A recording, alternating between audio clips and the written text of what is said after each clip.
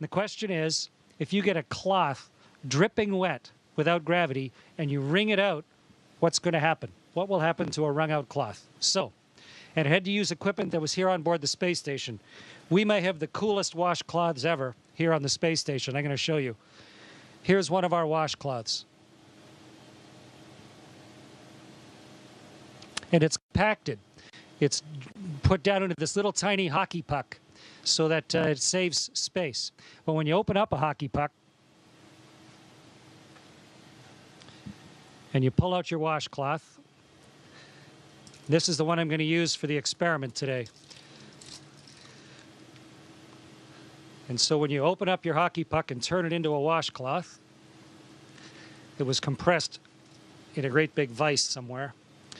Okay, so here's my washcloth, like a magic trick. And now I'm going to get this soaking wet, and then we're going to see what will happen when we wring it out. Meredith and Kendra suggested that I dip this in a bag, but bags don't hold water in space. So instead, I filled a water bag. This has drinking water in it. And I'm going to squirt a bunch of water into this washcloth.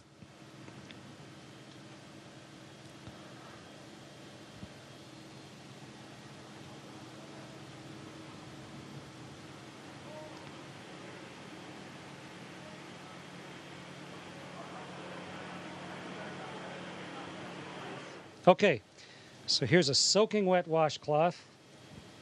Get the microphone so you can hear me while I'm talking. And now let's start wringing it out. It's really wet.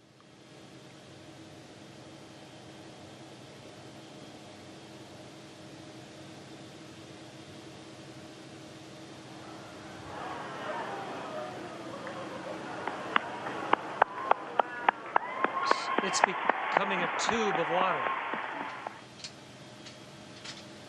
The water's all over my hands. In fact, it wrings out of the cloth into my hands. And if I let go of the cloth carefully, the water sort of has it stick to my hand. Okay, so the experiment worked beautifully. And the answer to the question is the water squeezes out of the cloth.